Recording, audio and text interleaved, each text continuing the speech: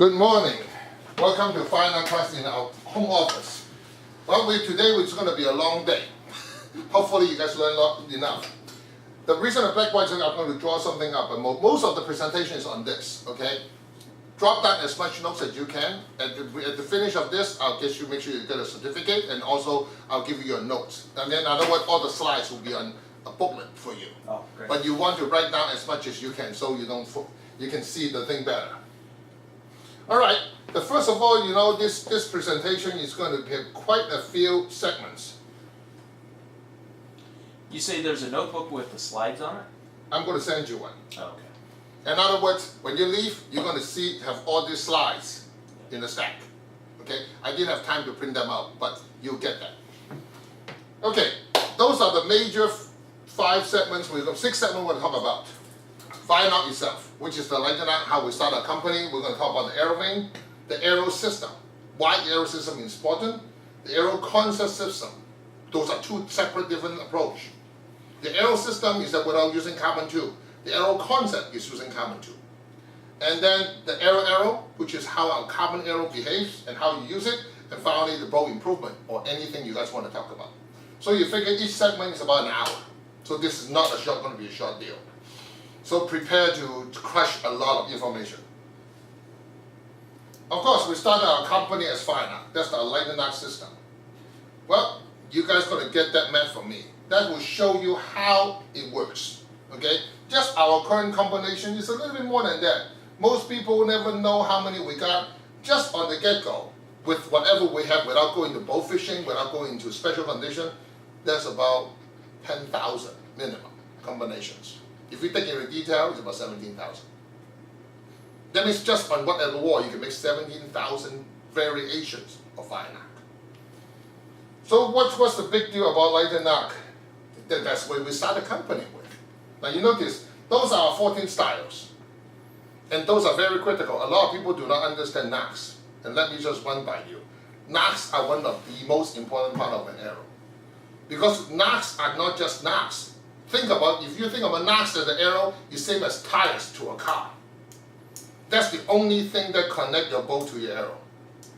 Which means that if you imagine your car had no tires, what would your car behave? That's pretty much your husband. Now, how do you make sure the knocks, because you notice they're different shape and form, okay? We actually got a 36 claims on the Firenock patent alone. And 8 of them claims it's about the knock. This is such a big deal on the knock, and most people don't understand now. At current stage, there's about 32 different size, 32 different needed shape of arrow shaft in the current market. We'll start with, we'll talk about the vertical bow first. Now this is where you need to drop notes. The major vertical bow sizes are your 166, 204, 246, and your 300, and not to mention you've got some weird 235. So technically, your major 5 sizes. But is each size is actually one size? Now this is where the trick comes in. Now anybody who sell more than 1 brand of arrow will find out they're nowhere close. Let's start with the most ridiculous, S-knock. What does S-knock stand for? Standard. Standard! Well, what is standard? Anything but. Okay, let's go down the numbers. Golden is a 246. You may want to write this down. Black Eagle is 245. Eastern and Carbon Express is 244. Carbon Force is 243.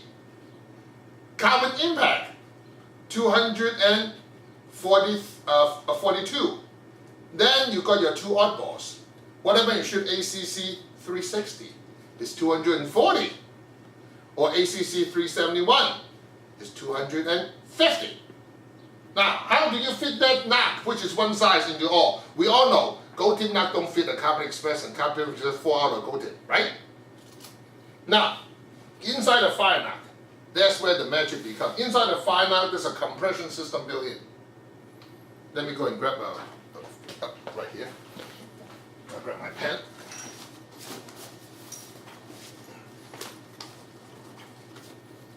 this is where the compression pattern of Firenock come in handy.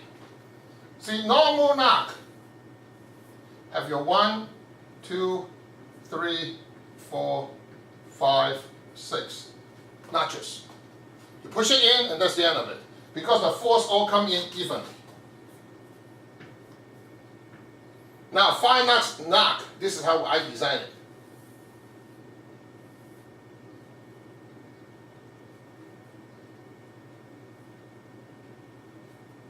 What does it do? When you compress it, this thing and this thing compresses, there's no force on it. So this knot alone will compress into 243 or 242 minimum all the way to 247 out of 1. So if you are a company, we want to stock an S knot to fit all the arrow you may sell. Now the trick, what happens if you shoot ACC 360? That is a 240,000. So where do you find the extra 2,000 to fit the knot? I designed this cylinder, so the moment you got an ACC 360, you shave this ridges off. Guess what? You got 240,000. So this alone will fit the 240,000 all the way to 246 or 47,000 without doing anything else, just on the S knot alone. Now how many arrows we just covered with that knock? 6 or 7. Yeah, more than that, because you got different wheel brands. Now what happens if you really, you are like a true turkey hunter, you like the ACC 371? It's 250,000. That's 3,500 more than this knock can handle. How do you do that? If the guys want a lighter knocks, there's no way you can fit a light down in the ACC 371. It's 250,000. Now what you do is that you now play with the magic of super glue. You get yourself a bottle of Bondini with a brush. You hold it, you install extra, you call me for extra large O-ring, so you install the Firenock into the ACC 371. Then you brush the inside of that knock with super glue. The super glue. What happens is you build yourself 1,500, about 2,500 of cyanide acrylic. Now you can put the Firenock in. Because the problem with a pro shop is not what you can do, it's what you can do that other people can't. That's where the difference between you and others. Because, well, you can't do this. But that's what I got. That you can't do this just don't apply. You need to give them solutions. Because the moment you have no solution, they're walking. Now, that is on the 246. Now let's talk about the fun one, which everybody talk about is the G size. That's called the 166. What does 166 mean? G is original come from Eastern. It's a 166 size, which is your number 19 drill bit. What many arrow is 166? The fact is that only one arrow or be 2 is 166. Black Eagle is 1655. 165. And then the VAP is 1655. Did any Eastern's arrow make 166? No! Eastern arrow is not 166, it's 167. Now you know why, if you try to put a Black Eagle knot in the injection, it literally fall off. The funny part is that the Eastern original G knot will fall off of the injection. Because the injection is 167. And the original Eastern, like the Pro Tour, X10, or those arrows, are actually a 166. So Eastern actually have 2 sizes. The Pierce a 166? The Pierce is a true 166. Now you see what the problem is. Now being so small an arrow, how do you cover it? Same thing, I put this same identical design in it. So our shaft will fit from 165 all the way to 167, one knot.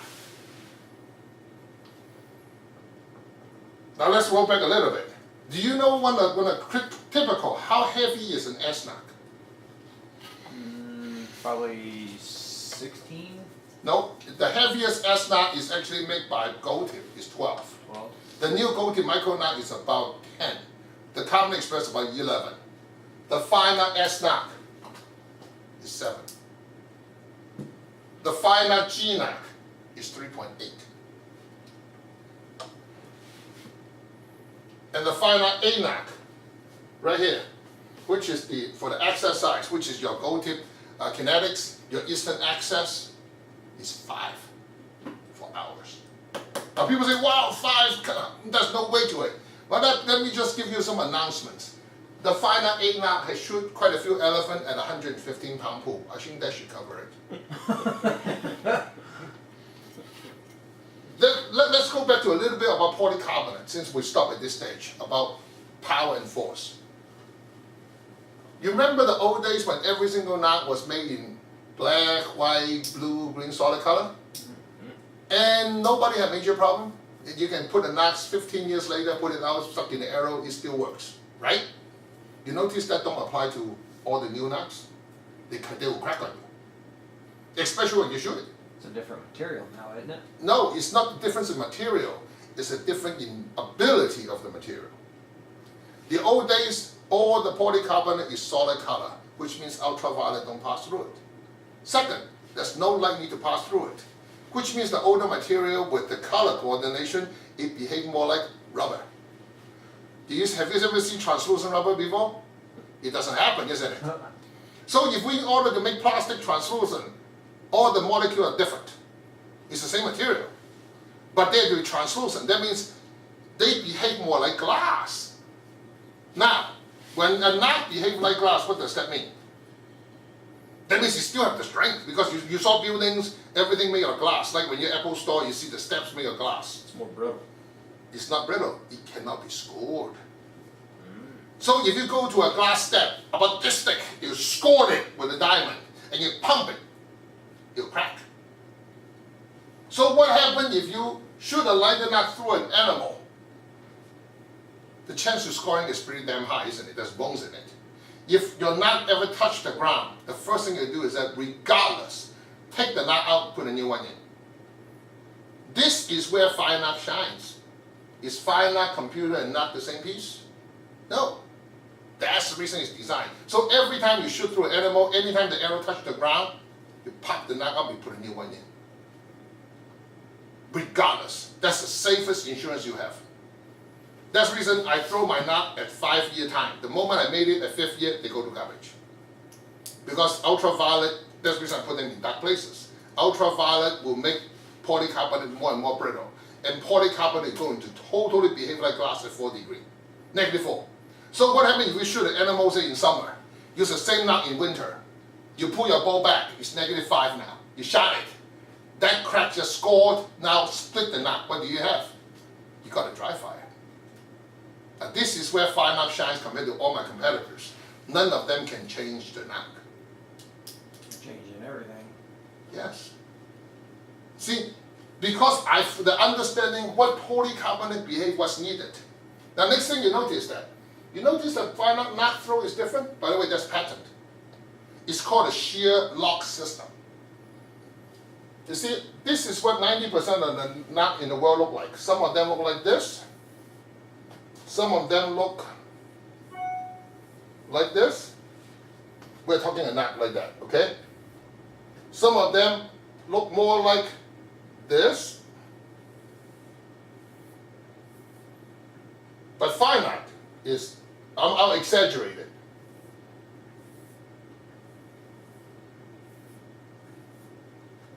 So, how many, when you fire this arrow, how many times the string touch it on the back? The answer is infinite. You drag it all the way through and it opens. This one will drag on one side. This one will bump 3 times. You've not fall. How many times this will touch? Okay. You do know every single fire knot, there's a notch like this. On every one a knot. You know why? So when you put your knot, you know which way it faces. So all your knot have to be aligned. That's even true to the crossbow knots. So the left and right is critical. Because when you mow a knot, the flow of the plastic, the left and right flow is never the same. You have. Hmm? You have one we can. Of course. Well, I'm sure you do. But...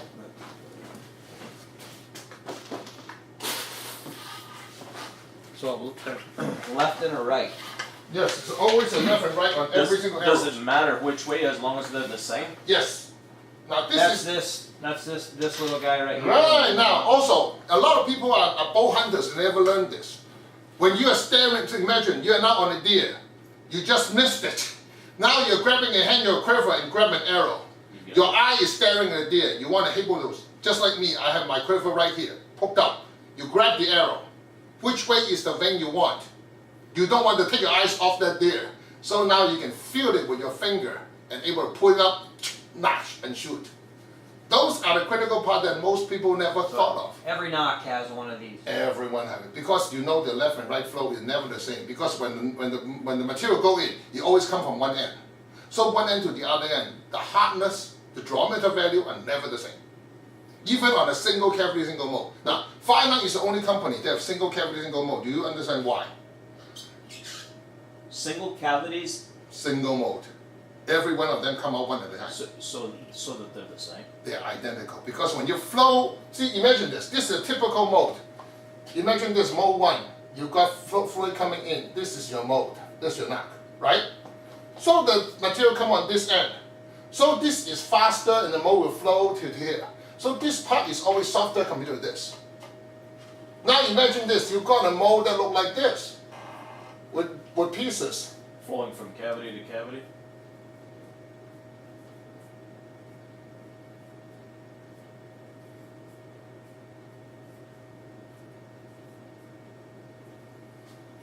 You tell me, the material that flow to this point is the same as flow to this point.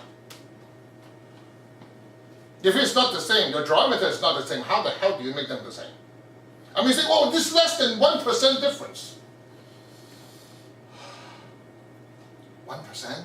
You tell a bow hunter about 1%, they will kill for 0.1%. You tell them there's a 1% difference? You know that is 1 point in ASA final. That's between a $15,000 check compared to a 3. That's what you're talking about. For people who don't care about this, they don't need this. They can go to Walmart and get those $3.12. This is different. This is about the top 1, if not 1%. That's what I'm going after. Those are single cavity, single mode virgin flow. Now see another thing. If you look at the flow of Firenock, see how perfect everything is? If you look at every other company, you got black dots in it, you got bubbles in it. You know why? They're regrind. That means when you finish making this, what happened with this piece, this whole piece with the metal here? They cut it out, grind it, throw it back in the hopper, and you reuse it. We do not. All ours are virgin flow. Yes, our cost is 72 times more than others, comparatively. But look at what you got. This thing is not expensive. If you really concerned about $150 for a nock, you're in the wrong spot. Right? So which is the right orientation? Which is the right orientation? I usually, because I grab the arrow like this, I usually put this side, my coffin is facing down, because I shoot coffin down.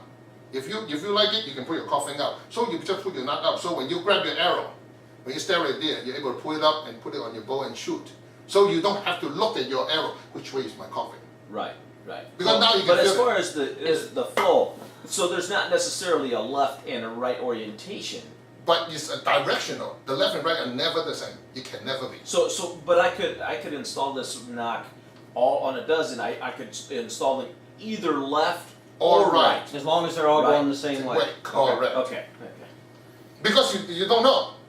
Because some people are favor right and some people are favor left. And even if you shoot the bay with who the shooter, you still have the guy in it. The guy may be favor right or left. So a lot of times, very easy. For some guy, just don't shoot right, turn the nock a little bit and do a minor, call a reverse nock tune or just nock tune first. And a lot of times, with some other brands, the problem is in the nock. Okay, now this unit right down. All the Firenock come with the same identical throat. Our throat is between 0.108 all the way to 0.125. That's our perimeter. Okay? You say that's a very wide range. I agree. It's a ridiculously wide range. But that is not what we need. Now we need to tell the customer what do they need. Because just like right now, you go to a tire company and say, okay, I need tires. What's the first question they ask you? What car you drive? The next thing they ask you what rim you have, right? Would it be okay I give you a Honda Civic tire on your truck? But that's what people are doing right now. What's your string size surfing? How many people know that? Let me give you a hint. Currently in the world, we know, the smallest string in the market That's the range we're dealing with in the current market. That's the smallest size serving to the largest. Right. And you expect the nut to fit that. Instead of telling you, it's okay to have a 12-inch rim, a 12-inch tire on on the 17-inch rim. Now, so how to rectify this situation? I take a stand on this. I go with the original standard. Now this is what it means. On the 108, this is critical. The 108, with the 108, Oh shoot. just leave that. Yep, thanks, lovely. Just leave it on this corner. On the 108, that is the size that's most important size for all the prong target shooter. For the what? Prong-based lizard hunt target shooters. That is the most important size. Why? Because of prong rest compared to others. Remember, I'm a shear lock system. When the string is in it, I want to make sure the string is able to swing forward, backward. That means when you hold it, the knot's able to do this. It's not a perfect lock. Why is it critical? Because you shoot a prong rest. A prong rest has zero ability to do anything. So the arrow needs to drop a tiny bit. Otherwise, you will lift the arrow when you pull. That's the reason if you shoot a prong rest, 108. If you shoot target on a drop away, 110. If you shoot it on a tree stand, 110 or 112 to 115. When you're stalking, 125. When you're stalking? Yes, because you're holding the arrow, you need all the holding power you can.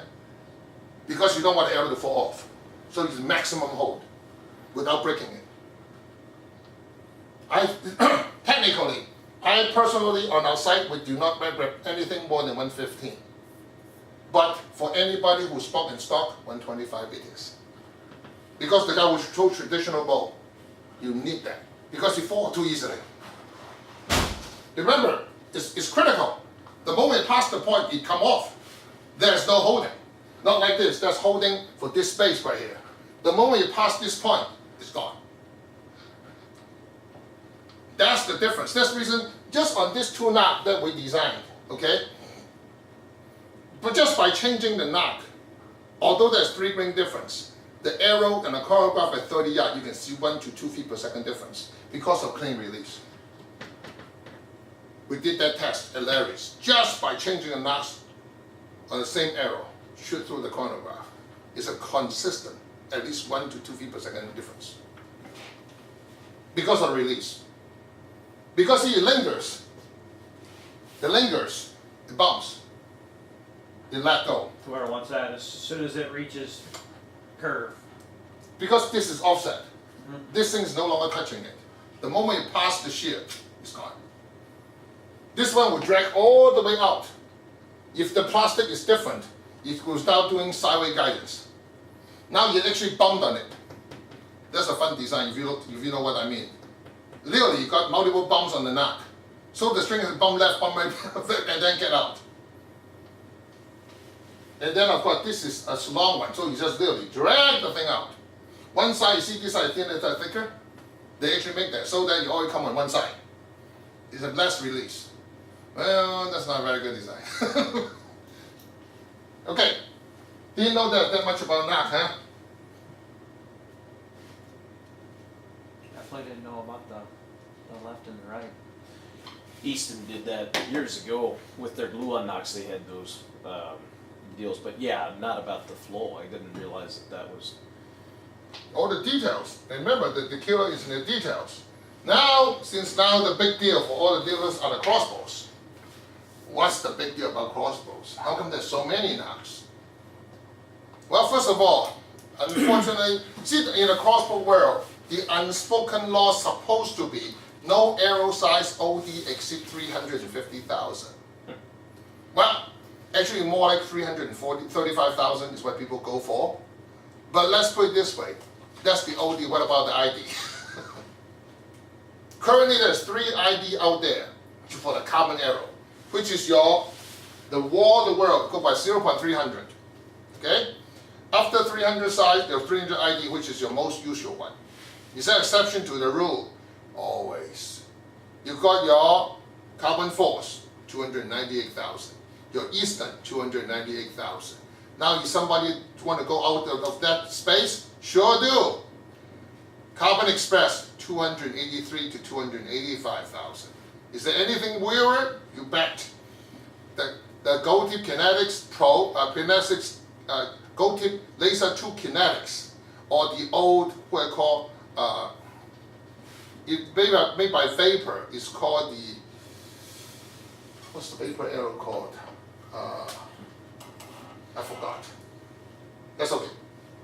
That arrow shaft is actually one of the arrow shafts I used to make with the Firenock military knot. That's the one we used for the original Firenock design to shoot out of Harriers and out of A-10s and helicopters to make instant one-ways. That's how Firenock started. It's going in the we are a military company. I'm a project manager for that. Original Firenock is shoot out of A-10 or Harriers to make instant one-ways. Or the Firenock can handle 33,000 pounds of range out of 18-gauge shotgun shell, so they can make a instant one-way for the airplane to land. That's what Firenock started. Now you know why our knots are so military-based, because it is. See, that's the reason also why I can even spec you exact quote. The Firenock LED based on our current HR circuit with our current LED is visible up to 2 miles in total darkness and 120 yards in broad daylight. Because those are the original needed specs for airplane to land. And we also, the blinking knot is the first knot you shoot on the ground. That's your leading light, and the rest will follow. Now, what's the big deal about all these different throats? And one of them without throats. You learn about the 246, you learn about the 270,000, which is your Gold Tip, which is your old Vapor. Crossfire, that's the arrow. The Crossfire is 270,000. Well, what happened to Eastern? Eastern got a full metal jacket. What size is it? That's 286,000. Which is the same, which means that we are very lucky. We make the Firenock wide. See this wide knot right here? If you're a Gold Tip dealer, this is going to be your friend. Because nobody's going to handle the Crossfire. The Crossfire is going to be a nightmare. Because the inside is 270,000. Now, I'm using this approach. This OD is 285,000. This shell, this circle right here, is 270,000. What happens if you just shave the ridges off the wide knot? What do you got? Bingo! We just got a knot that will fit, isn't it? So that's how you fit able to fit the Gold Tip Kinetics, Laser 2 Kinetics. That is the way you fit that arrow. There's no other knot that can do that. And if you're a Carbon Express dealer, you don't need to do anything, this will fit it. We also fit the Eastern Full Metal Jacket crossbow. Well, what about the rest of that? Oh, I happen to shoot 2219. What size is it? 2219 is 303. And 2216 is 306. How do we handle those? Oh gosh, isn't that something? From 298 all the way to 306, how many thousands are we talking here? 9,000s. There's no way I can do anything to cover 9,000, isn't it? But usually those are older bows, like your typical Excalibur, your old Barnett, your old Hortons. They come to you, say, I need a lighter knot, I'm too old to see anything, I shoot 280 feet per second with my crossbow. See this two? See this two knot? See the O-rings right there? If you look at my O-ring chart, these two O-ring, I give you two sizes. You put a big one in the front, a thin one a big one in the front, and a thin one in the back. You'll fit 298. No, you'll fit 300. You put a thin one in the front and thin one in the back. You'll fit 298. A thick one in the front, a thick one in the front, a thin one in the back. You'll fit 300. You put two thick one, you'll fit a 303. If you need a 306, call me. I will send you the O-rings to fit 2216. Now, why is this two not so special? Those are where we started.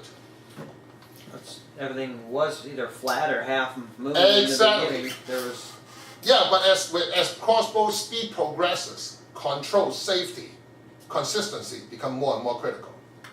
That's the reason you can see from this point, we need to go to the next step now. This is where the next generation, which Firenock own the design patent to. What's so special about these 6 knocks? Why is there a D and a D2? The D is original made for Tech 15, which is 0.165. But unfortunately, Tech 15 is based on the old Eastern design, which means the ID is 298,000 compared to 300. But since Tech 15 is no longer made, and so is Tech 15 Aero, what happened? Everybody is using 300 size Aero, so a D2 have to come out to cover the market. That's the reason D1 and D2 are both 165,000, but the difference is that it's 298 compared to 300. Now you can see that when you do crossbow, I cannot use compression too much. Even 1,000 is too much because there's so much power in it. I mean, when you're dealing a Sorbet Oculus, you're dealing about 460 feet per second, close to 190 pound kinetic energy. How much error do you got? The margin of error is 0. I'm serious. I accidentally made a mistake last year when I made the UNAC. It was only 1,500 too big. The moment it shot it, it cracked it. I had to go back and redo the mold because somebody screwed up. They didn't follow, they followed my 2008 design instead of my 2015. For some stupid reason, that print got go through. It happens, what can I say? Now, why is there this long and short prong? See that, the difference? Because we need to deal with the anti-dry fire of a crossbow. All the newer crossbow, the anti-dry fire is right here, behind the string. If you got a long prong, what does that mean? Your prong is touching the anti-dry fire and the string is right here, while the notch is here. Every time you shoot it, you got mini dry fire. That's the reason this is actually a design pattern of Firenock. Now let me give you all the numbers so you know what's going on. The smallest is 125. That's a C knock. Who used the C knock? So far we found the new Raven. All the new Raven strings are 125,000. All the Bowtech are 125,000. Okay? When you go to 135,000, that's the old Raven R9, R15. with the original string on the white knock. And then your 145,000 is your Paca and your Scorpet. 155,000 is your all the missions. What was that? Mission. The thousands? 145,000. 155,000 is the mission. And of course 165,000, there's 2 bows still use it, which is Tech 15. Some people would prefer to use it on Excalibur. Answer is don't. Do not use any of this type of knot on Excalibur, except the Vexen. Go with the flat knot. The flat knot. Yes, What about the new assassin? same thing. The reason for that is that it may be different. Just so you know, the older Excalibur, the moment you shoot it, if you should put any of this knot in it, you will literally split the shaft in half and cut the string. That's because of the poundage, correct? No, because the string rotates so much and drag on the thing. The string actually has so much power, you flip the knot to the point, the knot will crack open the shaft. And then it's split. And of course, on the J knot, which is right here, the J knot. The J knot is for mission, except the 400. The reason for that, because imagine this is your bowstring, okay? Theoretically, when you put the power out, the knot's supposed to be followed like this, right? The force supposed to be here. The mission's force is here. So if you shoot a 400 without doing so, you will split the shaft and cut the string within 2 shots. So the J knot will work on every single mission except the 400. With the 400, do not do anything. Now you don't understand why the older mission knot look like this. Because it's actually hitting here, not here. Because on top of that, with the mission, you want to glue this thing in. Because if you don't, you can still do this. You split the knock. What do we do with the Ravens with the nock when a guy wants to pull his arrow out of the crossbow and the knot stays in? That is quite normal because the Raven string is not consistent. That's where a lot of the newer customers, they all decided they're going to get a new set of strings. From A gas bow string make a good one, Raven Trout make a good one. how about the road? Road should make good. Just tell them they want 122,000 is your spec On the serving. on the survey. Because now you got 0.3 for it to play. Because see, when you're going to knack, you want to make sure this is what you're able to do.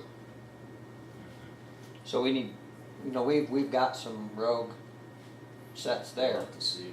Just tell them you want 122,000, the C-Knot will work beautifully. So it won't stay on.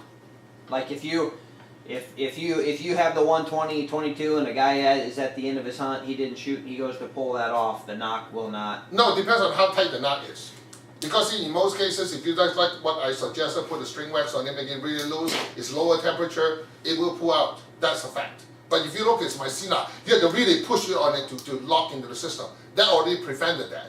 But remember, Raven used to be 134,000. Now it's about 127,000. But after you shot it a little bit, the string instead of this, it look more like this. That's what the string looked like. So what is this? That's about 122,000. So if you got a company like Rogue or like Vapor Trail, when they serve this using my serving jig, this thing is guaranteed to round. In other words, you're looking at this all together. Just give you a hint. One of my customers who got a Raven Owl 15 changed the string, used my nock, jumped 25 feet per second on the Raven. Yes. Using your serving jig, it's guaranteed to stay round. Yes. Because the pressure is consistent. Now, since we're at this point, I'll just go a little bit to give you a hint. When you serve, is the pressure even? When you push it down, you've got gravity at your friend. It's faster. You push it up against you, slower. If you use a little John surfing jig like the older surfing jig with a drill, the surfing thing go like this. Remember, look at my hand. It's actually going like this. It's an oval. The string comes out oval with a twist. That's the reason when a treasure article comes to Super Surfer, when I saw that machine, I know they got half the solution. I provide the other half. Because with mine, now the string is turning. My jig is there. Where did it change the pressure? It do not. When you finish the whole thing with your serving tool, that thing is round. See, most serving tool, like Baita or like a BCY, will give you about 1.5 pound pressure max. Rogue told me they are using 26 pound on it. They actually squeeze the color out of the freaking string. Yeah, we've noticed that. You notice when you take the serving out, the thing is white. Now, man, how does this concept come in? This is a very old concept. Look at the Golden Gate. It uses the same thing. The most important piece of steel is to wrap that all the cable, because the moment they put pressure, that thing is guaranteed to be round. That is where you got your power, you got your speed. Because this round and fit this right, how long it lingers? 0. And if it's like this shape, how long it lingered? You never know.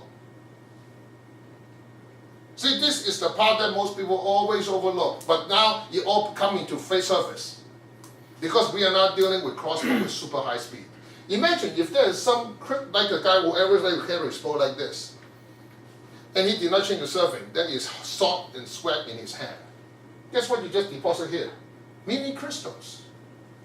What happened to your mini crystal with the string start moving left and right and score the inside of your knot? What you just did? You just scored your knot, didn't you? And you shoot it. In the middle of winter, like, oh, I'm hunt all the way down to -17. Great. Did you change your knot often? You should. Make sense? Yeah. So the U is no longer for the Raven then. The U is for the original Raven, The white knock 1, which they 3, don't longer 5. use. Right. The reason for that, because see, they've noticed that is not ideal, so they go ahead and change a smaller knot. By making a throw smaller, they increase the safety of the arrow. What that is now the C. Correct. But now, you notice something very important? Look at the chart.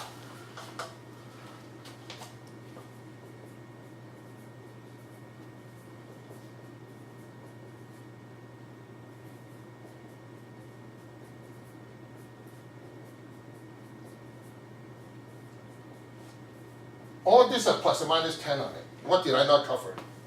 What's left? Idea is nothing. That's the reason I make the U. I know eventually the C will take over, but right now, I don't care a manufacturer what they did. What am I not covering? See, everything is covered. And eventually, I may lower the prong of the D and the Q, make everything the short prong. Because the next generation bow coming in, if they are really well designed, long prong will work, but a lot of them are not. Because a few of them are still using the old Darton design and also the bayonet design. They are not using. No, by the way, the bayonet, do not use any of those. It will not work. The more you put in the bayonet, the arrow will go like this, instead of this. Use the what I call the new Firenock Firenock M. M for moon nock. Okay, we already talked about this. I happen to reverse the two. Okay, now talk about circuits. You guys know that we Firenock start with computers. Those are actual circuits. We actually make 42 different circuits. There's 42 different computers on that wall behind you. How come you need that many?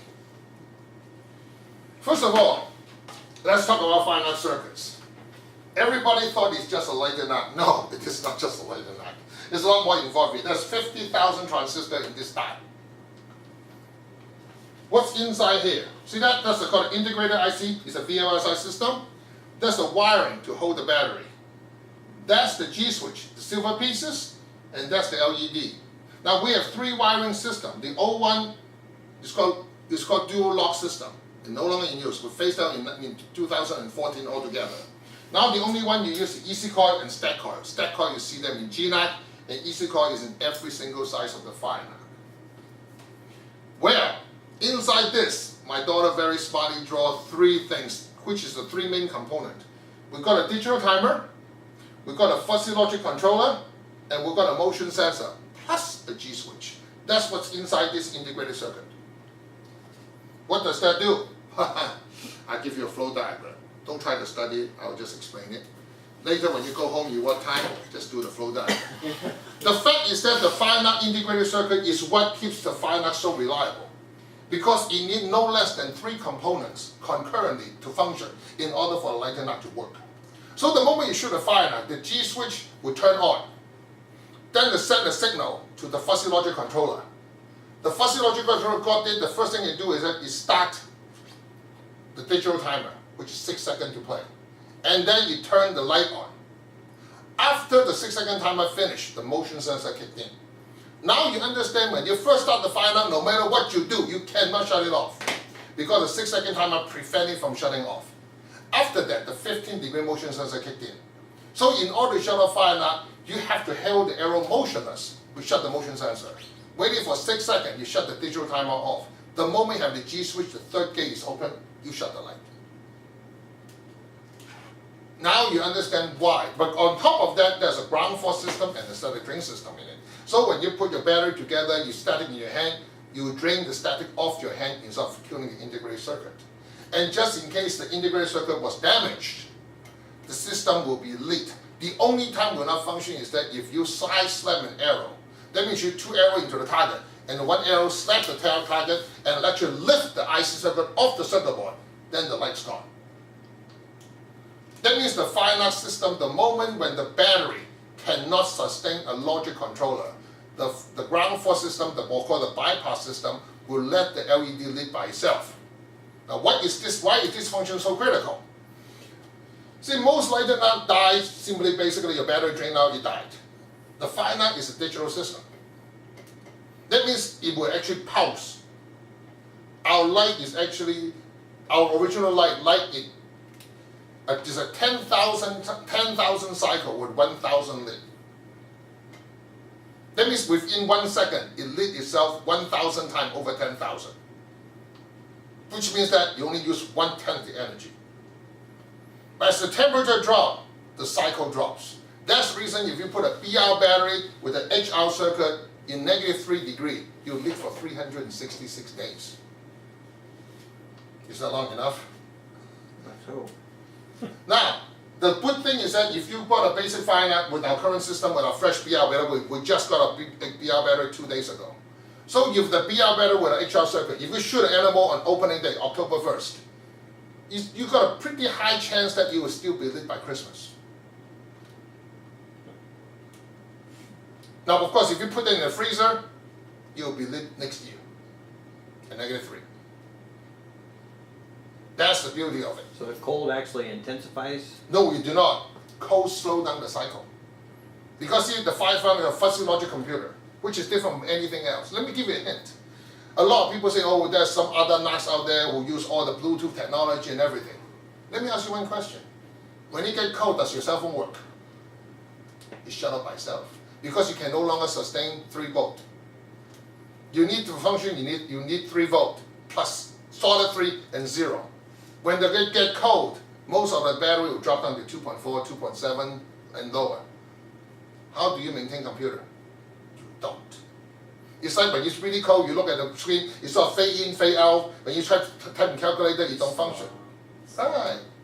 So what happens when you need absolute computer to do logic when you have no power? Don't work. That's the reason I put fuzzy logic. That means that I give him a range of working because I only need to do one thing, lit or not lit. All the rest of the computer function are no use. You see, half of the Firenock logic circuit is actually analog. Just like the G-switch. The G-switch is nothing more than a canister with a ball.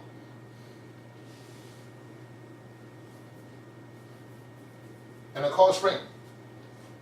But it's precision engineered. So that when this thing is moving forward, the inertia of the ball will push down the spring and touch this pin. That's how it activates. But that's simple to say, but you know the Firenock G-switch, if you want to buy one, it's over $110 by itself. Just the G-switch. The Firenock G-switch is rated for 12 million cycles. You'll never touch it. The circuit board is good for about 30,000. That's the reason when people broke the Firenock, they send the circuit board to us. We actually lift the G-switch in our factory and put the old G-switch back in the new circuit board and send it back out. I still haven't used up my 100,000. I haven't used up my millions switch that I built. This switch is hermetic seal laser weld. This board inside the entire G-switch is 24 karat gold plated. The tip of this is made of platinum. This whole thing is laser weld. That's on a Firenock circuit G-switch. And people say it's just like a knock. Sometimes I just say, you have no idea how far this went. You can see this is actually the log, tell you the entire logic of it. We don't have to go too far in it. See, this is show you how the delay activation process is. It's going to be on the website, and I'm going to send it to you guys. So you can, if you're really into it, you show you different conditions. Now, why do I have different colors? See that those are 6 colors of LED. Those are our NOCs.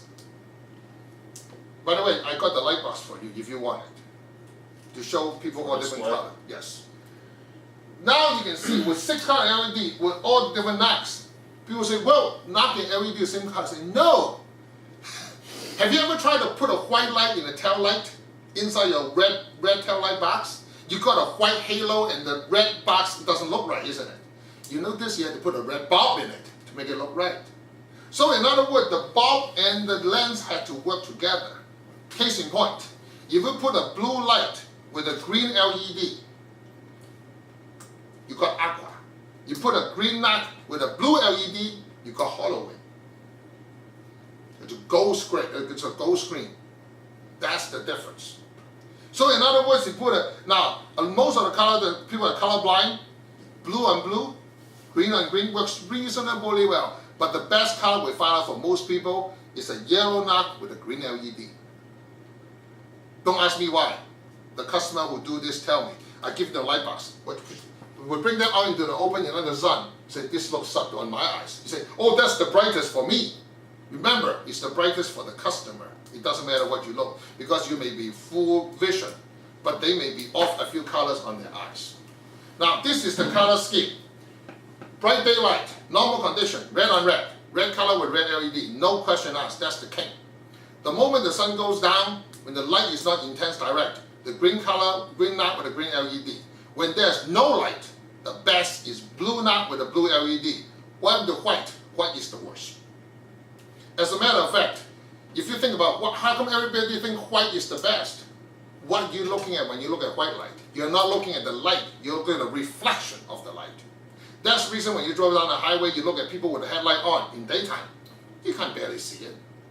Come on, think about it. Somebody with an HID headlight driving down the highway with a high beam on. You can't see nothing. But the moment he taps his tail light, you can see it half a mile away. Because our eyes perceive that. And the same people say, well, you know, I want to look for stuff. I go to Africa and so on. The best color is orange on orange. Your peripheral vision and the background color. Remember, this is a light. You look into the light. It's not a color.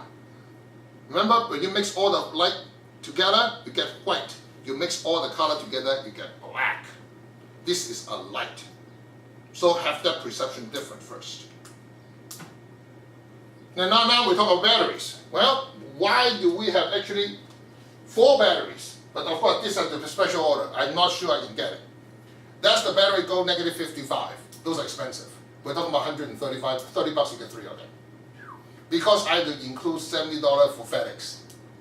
This and dry ice in the box. This battery will boil at 32 degrees. Let me put it this way, how many things work at 55 below? Not much. So what are the difference with 3 Firenock battery? Firenock BR battery is a lithium manganese dioxide battery. It's our key battery. It's the brightest. But you have one downside. It don't like heat. At 100 degrees, you kill it. You only have about 1 year shelf life. That means the moment you don't use it, it will die in 1 year. The Firenock BL battery is the long life battery. It's lithium fluoride battery, but it's not fully enclosed. So you got 3-year life with it. The Firenock, of course, these 2 battery, BL is 30% as bright as BL, and BU is 30% as bright as BL. But why do we have a BU battery? Well, BU battery has one very fun special capability. It degrades 0.5% per year. That means theoretically, you take 200 years to drink the damn thing. But now, why do we, if this is that good, can't we just take it in and out every year? No. The moment you leave the Firenock circuit with the battery, I don't care what battery you use, it will drain it out in 1 year because it's a computer. You need battery, you need power, the fuzzy logic is eating some energy because you're looking for the signal. So you always want to take your battery out of your... After the hunting season, take it out. Because you have 2 issues. First of all, the lithium manganese dioxide eventually, at the tip of the battery, you can see white mark, just like all the old batteries. It can corrode your titanium gold plated wires. Yes, it's titanium gold plated, it's still corroded. Because you put enough acid in it, you'll eat anything. Alright, that's the main reason, and those are the actual specs. So, why is BL battery so wonderful? Because it handles about 100 degrees all the way to 17 below. That will cover pretty much anyone in US. The BL battery is for people penny pinching. You want a battery that is okay good, but you want to get at least 3 out of it. We're only talking $10.95, but I understand.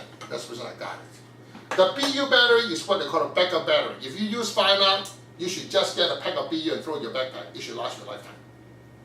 How come we still have end date on it? Because we guarantee 95% power, so I give you maximum 10 years life in it. After that, I don't know what happened, and don't know what can happen. You can throw it in your backpack, you went through a few super cold, and it ruined the chemistry. So I simply named 10 years on it. That's it. Although I still have some battery that I put on my fishing float from 1976, it still functions today. Okay? That tells you how good they are. They are made by Panasonic for me. Those are the original Panasonic BL425. You actually see the word Panasonic on it. They are not cheap. That's the reason they're $15.95 a pack compared to $10.95. Finally, O-rings and end caps. O-rings and end caps are great stuff. Why do we have O-rings and end caps? Because see, when you look at the inside of the arrow shaft, it's carbon, right? How do you glue aluminum to carbon? Not going to happen. And not to mention, remember we talked about the sizes difference? How are you going to put that in? Well, that's the reason I put O-rings on all my end caps. So just in case things happen really badly, I can put a different O-ring on my end caps and able to comply. I don't have to remachine the piece. Now, super glue will glue will glue rubber to carbon very easily, but super glue do not glue well with aluminum into carbon. So the O-ring become the media. So you're actually gluing the O-ring to the inside of the shaft, and your collar is staying inside. Correct. So it's actually a suspension system. And you also notice there's a tiny O-ring on the battery. You know why people say, well, do you need that battery? That battery is critical for G-nock because the coil is it. That tiny O-ring is what prevents the coil from touching the center. If it touches it, it drains it. The battery's dead. Because the battery is so small, the battery only has 5 mA in it. Microampere. It don't take much to drain it. That's the reason you see, just like everybody else, they all got the same battery size. Now it's how much you use the power again. It is not about how much power you got, it's how you use it. Just like you got 1 gallon of fuel. When I first grew up, I remember the Buick whatever, barely give me what, 7-8 miles to the gallon, if that much, if the air conditioner is not on. Now you put that in say in the Prius, you got 60 miles to the gallon. It's the same gallon of fuel, but it's how you use it. So what I do is that we all have the same power. And on top of it, you notice that there's major difference. Everybody who are lighting out and look like this, see how bright it is? Instead of doing this. Now the funny thing is that quite a few testers have done with ours. We always lose. Except when people test it the right way. When Peterson Boarding tested in 2012, it tests, you build a black box and test everyone like this. Guess what? We win with flying colors. Because our focus beam LED come out like this with 15 degree like this. well, it's not like your arrow's coming out of the crossbow like this. I mean, why wouldn't you test it from the back? That's what you're seeing when you're behind the bow. I mean, right, but on top of that, yes, people say if you're going the ground looking for the arrow, it's like this. not very often. Is it sticking straight up? Exactly.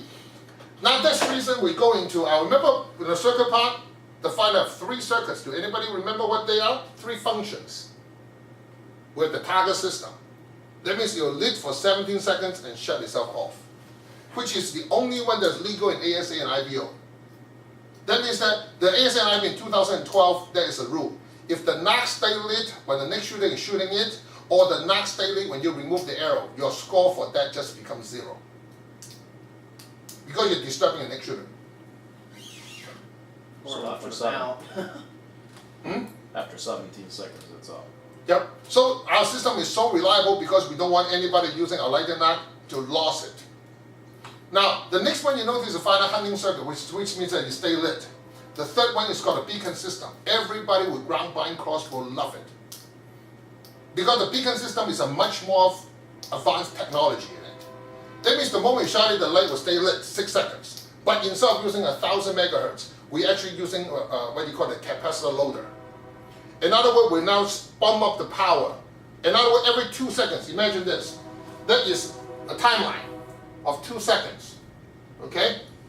The system will now actually go 1 second and then 4/5 of a second and blast it at this and close it. So we are using the power of 9/5 of a second into the capacitor and blast this. That's the reason when you use a blinking nock, if you ever shoot a blinking nock into our far field, you will see a halo about 1.5 to 2 meters in radius glowing at you. Why is it critical? Because when you shoot ground blind, your arrow can snake. We know that if you go into grass, just because there's any grass that's life in it, it will actually fiber optics show up on the grass and you can see it. That's the reason we make 3 different systems. because we want a maximum recovery. All my crossbow customer ask me, Dorge, you know, the lighting knot is great. But see, when you got a solar lighting knot, you just put your hand like this. That means if you walk by, if a tree block the light, you can't see it. But with the blinking system, you got halo coming up. So that's just gonna be, Stay lit for 6 seconds for the whole flight. but I mean, as far as if we wanted to get those components, that doesn't change the battery, that doesn't change the knock, that's Nothing. just the That's okay. circuit. Any weight change? Nope. The only weight difference is on the battery. The BR is the most heavy, and the BU is the lightest. We have to use, do you have to use a certain battery for the? No, they're the same. It's just how long it lasts. How long it lasts and what temperature. So it'll stay lit for 6 seconds, which is gonna flight. be your furthest shot, even if it is 130 yards, and Mhm. then it starts blinking after that. Mm-hmm. Now the blinking circuit is not available for the Access and the G size yet.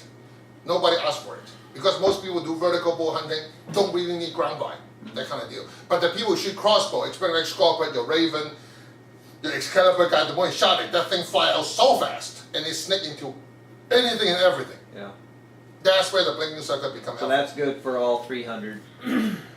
You've got that already for all. No, all the way down to the S knot, the Y knot, the V knot, for the Carbon Express, for the Gold Tip Crossfire, they all worked.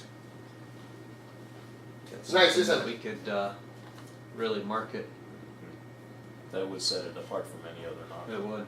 Yeah, because you know a lot of people never look at my entire system until they take the class, understand the details. He said, this is as a dealer, let me give you something that nobody even dream of, okay? You got a customer. I mean, now it may not sound like a lot, but you build loyalty to your customer. Say the customer come to you 2 years ago and bought all the Firenock, say for the Scorpion, and just because of Raven craze, he bought the Raven. He can take all the Firenock out. This is a knot out. Take the Q knot out. Put the C knot in. All the arrows shoot in the Raven.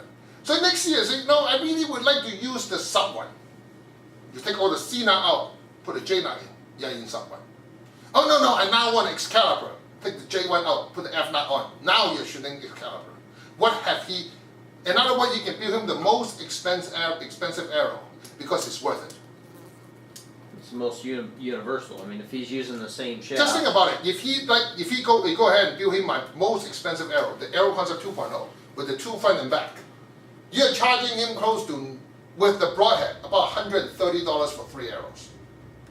Okay? How do you justify it? The arrow outlasts you. Forever. Almost. Especially with an Arrowbow 3 coming out. You should see what they do. I mean, as strong as it is, you're not going to necessarily have to worry about breaking one if you Correct. use Yeah, a no, first lighted- of all, you don't break one. I mean, you're not supposed to shoot groups to start with. And if you break the circuit, remember, all Firenock circuit come with a lifetime unconditional refresh. You know what that means? That means as long as you own the circuit board, you send the circuit board to me with $10. I will give you a brand new circuit board and a knot, unconditional regardless of conditions. With that service also includes side grade.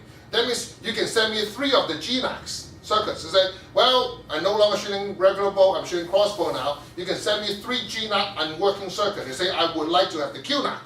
So I give you 3 new H-size circuit with a Q-Knock and send it back to you for $25. Unconditional for life.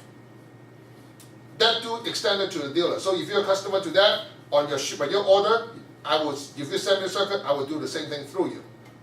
And on top of that, everything Firenock sell, I mean everything we sell, for all certified trained dealers, anything we sell is unconditional for 30 days.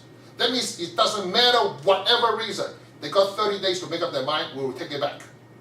If you take it back from me, of course, custom built arrow, you cut it, you do it, I mean, that's a different story. But I will take back all the components and give you fresh ones.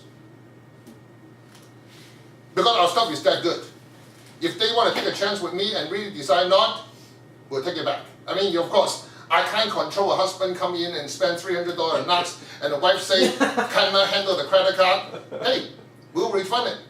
We'll refund it, no question asked. It happened multiple times in my life. I got a phone call. Do you know we kids have to eat? I said, I have nothing to do with it, but I will refund you. Good. No, it's not a joke. It happened. And finally, of course, the match weight. Well, this is another thing that people don't understand. Or I will put BB shots in my nock with the hot melt glue to get the same weight right. What people is telling me is that as an arrow, the weight here and the weight here are the same. Are they? Absolutely not. Because if they are the same, why do we care about FOC? Look at the Firenock design, they are all pretty long, isn't it? Especially in G-Nock, we're talking 2 1/4 inch into the arrow. That's the reason on the FOC weight, the Firenock G-Nock weight 12 grains. Because it's this much into the arrow. In another case, in some of the nocks design, you know this entire nock plus a switch is all the way behind the nock. Although the nock may weigh 20 grains, it behaves like 35 grains. Because the battery and all the circuits is way out there behind the nock, past the shaft. So a lot of people are looking at weight. Weight is not weight.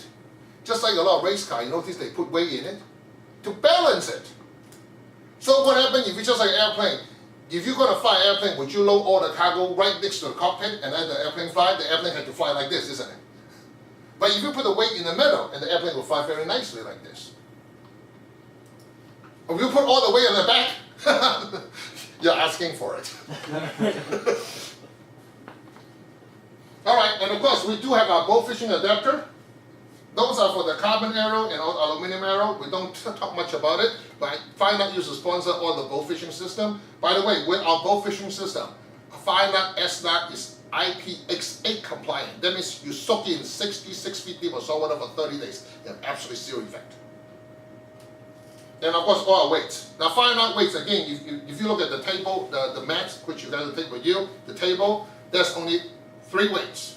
The G-Nock weight, the A-Nock weight, and the S-Nock weight. That's the end of it.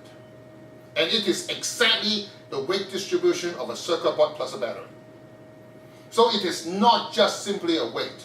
And you notice all the weight come with extreme short end cap? So if you sell Firenocks, it will be wise. For example, you got a customer come to you. If you buy a dozen arrows, he said, "Want 3 Firenock," you should seriously talk him into getting end caps for all the rest of the 9. Because when he broke that arrow, where is going to find another end cap to put in another arrow? You say, well, the end caps are reusable. Yes, it's 100% reusable. You cut the arrow, you drop the arrow in the acetone, soak it overnight, the end cap will fall out. Because our super glue gel is 100% acetone dissolvable. Just like everything we have is 100% acetone dissolvable, but you're going to use a lot of acetone. The end caps are all machined. They are all 70-75. They are not 60-61. They are 82% strength of stainless. We're using 70-75 aluminum. Most companies use 60-61 or the cheaper stuff. For us, it's either 70-75 or 20-24. That's the only 2 materials we use. Those are true aerospace grade stuff. And then we notice we anodize some of them too. Like red in color. See that? Black in color in some of them, and silver in color for the G-Nock.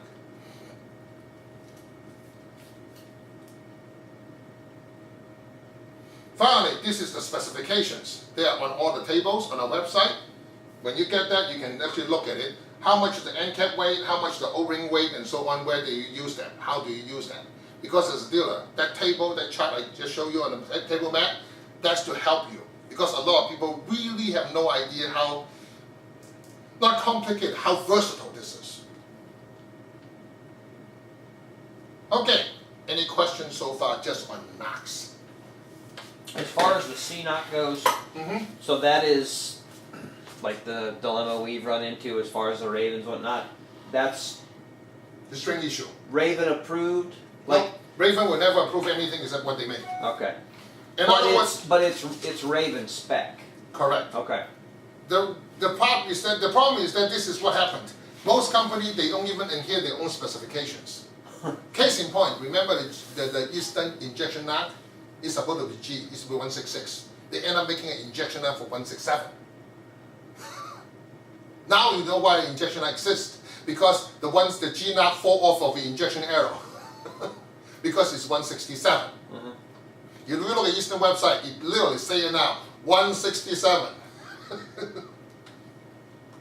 No, they did not want to make new mode. So really the only way that we can build arrows for the Ravens is to change out the string. Not really. If they shoot the original Raven string for about 30-40 shots, the C-Nock will fit perfectly. Yeah, but what if in that 30, 40 shots they want to pull out that bolt and not They shoot should it? not have any issue. The only issue that there are too much wax on it, the C nut will fit very tight inside the S nut, unless the arrow shaft is no good. All the arrow shafts are about 300,000. I know Black Eagle specs are good. I know Gold Tip specs are good. You should not have any issues, unless and not to mention if they install Firenock, the residual of the super glue will build a little bit on the nut, so it should be tighter than tight. So far, I have not had any issue for all the customer that's building Raven. You guys are not the only one who building Raven arrows. So, in other words, if you are concerned, remember the 135 is still here. You can use that on any of the Raven specs. That one seemed loose. It Of did. course, The because U- it's 128 to 127,000. The U seemed loose. The C, It's a little bit seemed tighter than tight. usual. But remember, of this design, yeah. you had to pass the shear. Well, it wasn't so much the snap on. It was when you went to pull the bolt off. Right, when you put a one, when you reach a circle, tick, the thing just come off. Because you need to pass the shear. Uh huh. If the string is 130,000, just for the heck of it, say 130,000, then of course it's going to expand this. It's going to squeeze tight on this knock. Because when we were building them with C's and the guys had the bows cocked, that diameter is bigger, correct? Mm-hmm. So they were trying to pull the bolt off before they were uncocking it, and the bolt was the knock was sticking on. So then they had to reach up in there, and everybody's nervous about that. No, you do not do that. And try and pull. In Granted, most cases, you would uncock it, but right, yeah, guys just freak out when their knot comes off. right. I think under that condition, you notice that 99.9% of because they have the older string they got. Because remember, the older string is 132 to 134,000. On like a 9 or a 15. Yes. So They like set it a up. new R20 sniper Yes, is they're all going to be because they- 125. Remember, they changed it now from orange to white. Like white Correct. to orange. Right, The right. white is fit 135 and the orange is fit 127. So Which that we- is where the difference is. I can't say is that we've tried it on. All right? Yeah, we tried it on a Black Eagle. Was it? Mm-hmm. Okay. Okay. All right, then we just call the first section in. Let's get something to drink.